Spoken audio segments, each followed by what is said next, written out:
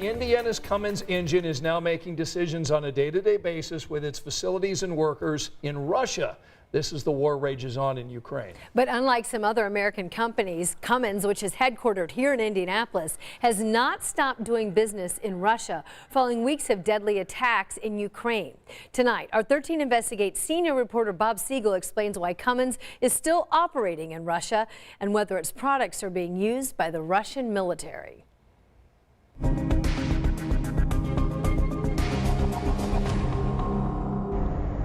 Cummins is one of Indiana's most recognized businesses, with 10,000 workers across the state, including a manufacturing plant in Columbus and a distribution headquarters in Indianapolis.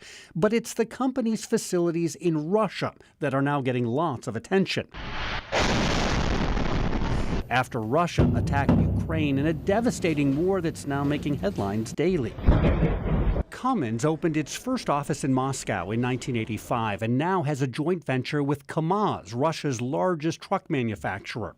That's a photo of Russian President Vladimir Putin touring Cummins' Russia facility in 2009.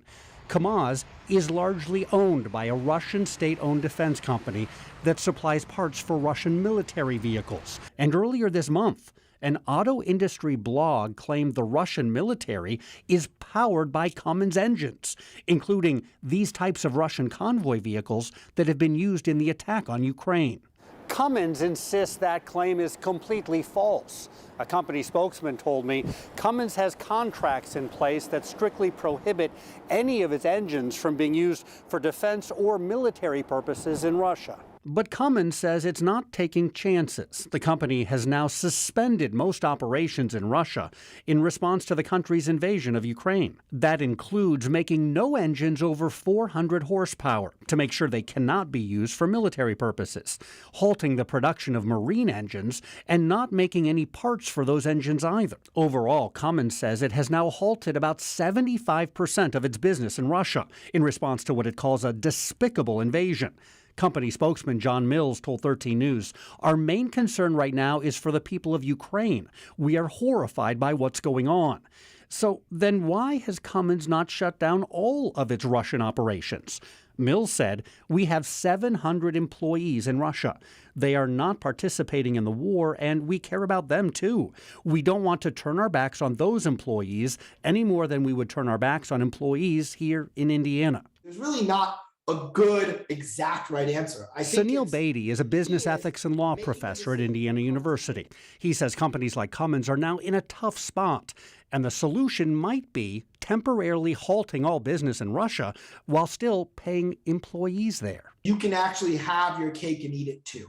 You can sort of send the message that what Russia is doing is inappropriate, while at the same time taking care of your employees.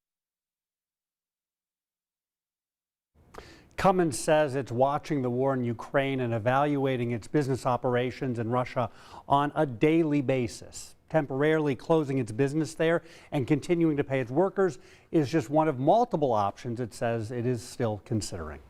But to clarify, the company is very clear that its engines right now are not being used in any military operations? It says they are not supposed to be, and it says the claims that are out there saying otherwise are completely inaccurate.